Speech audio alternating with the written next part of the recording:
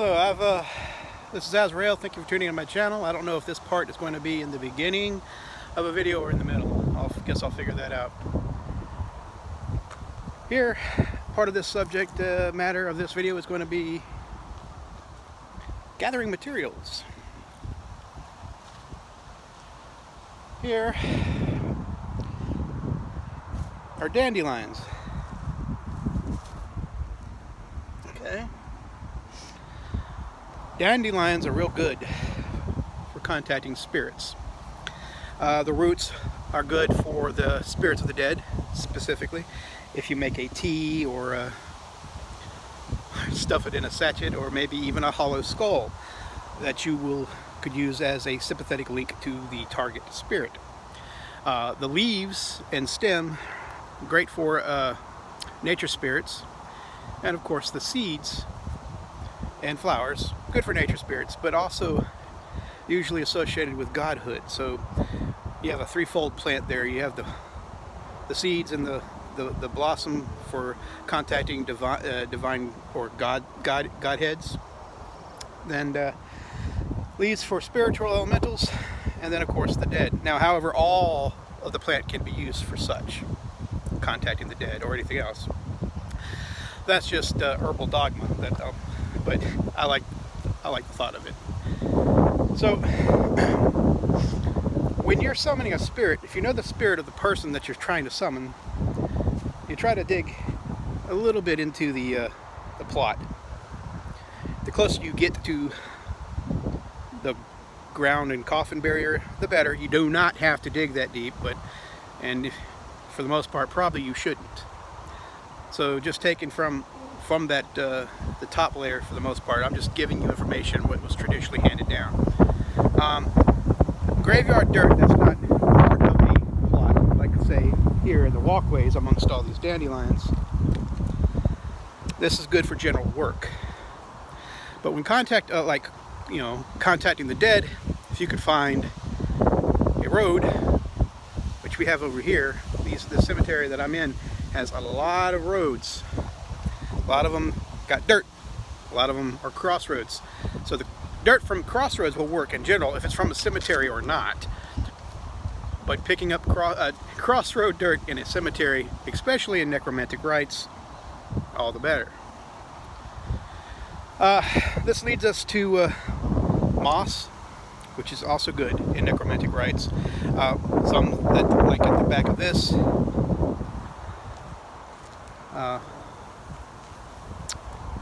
person's stone.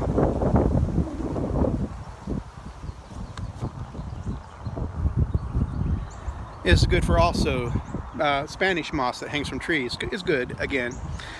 Now, never take anything from the cemetery without paying something back. I have some food offerings I'm going to leave. My favorite is the apple. It's because, well, it's also associated with the dead in many cultures. And when you cut it in the middle, width-wise, not length, width-wise, it reveals a beautiful little pentagram. The 5 seeds make a 5-star surrounded by the outer layer. Yeah, little hidden pentagram, pentacle, whatever. So before you do necromantic rites, it is pretty good to come to a cemetery that you feel somewhat at home. Okay.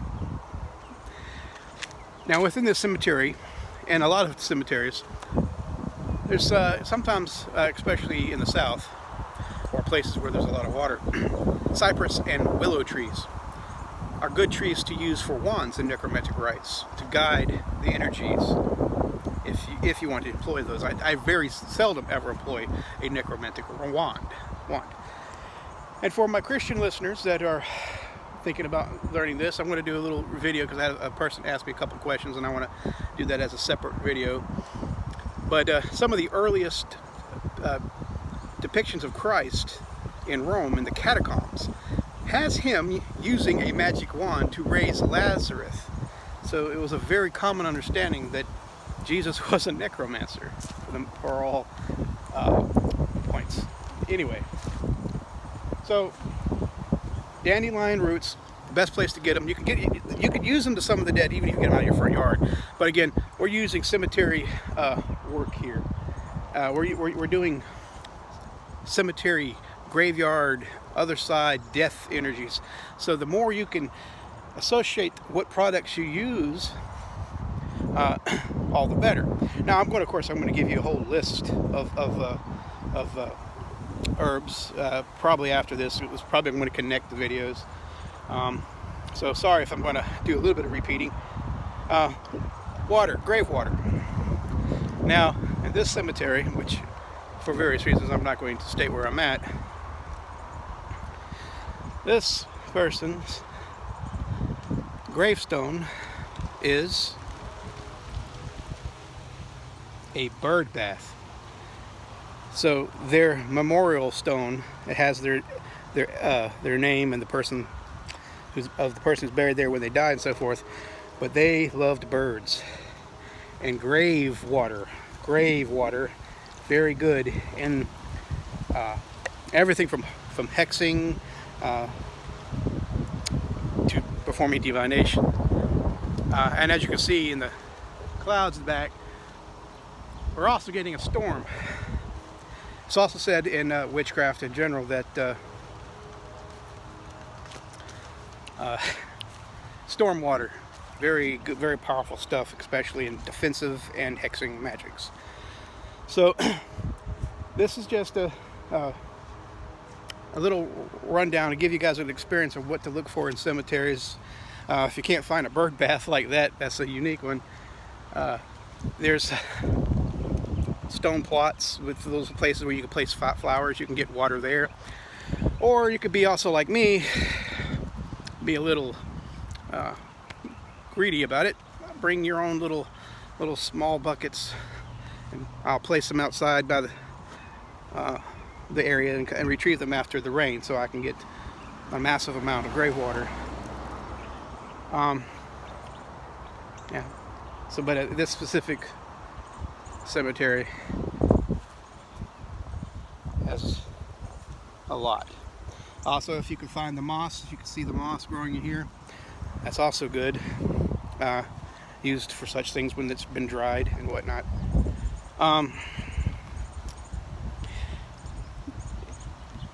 I guess I'm going to have to wrap it up here as it's starting to pour down a little bit. Oh, just a quick little thing.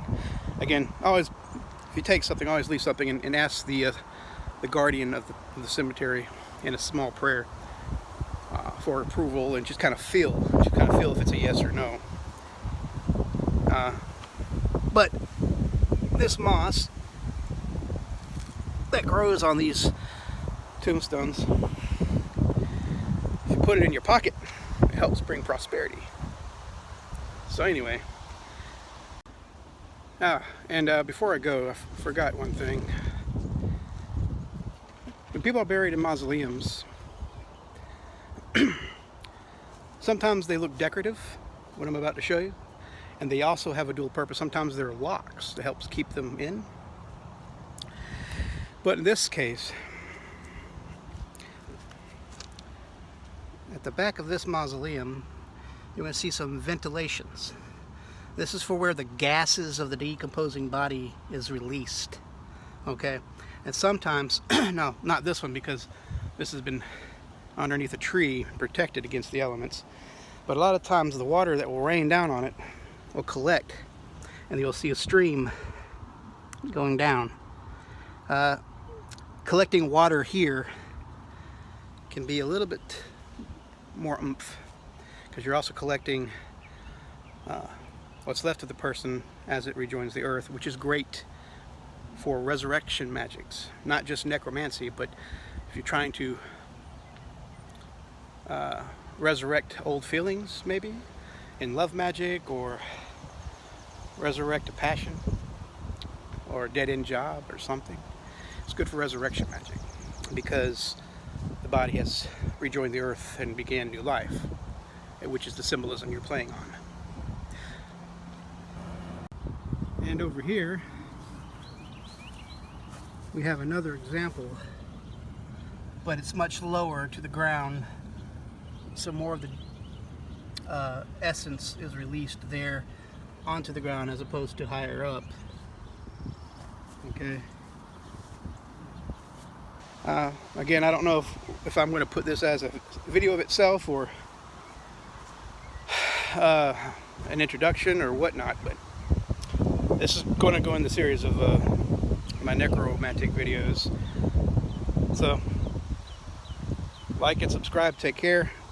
If not, I'll probably edit that out if I'm not too lazy. Take care.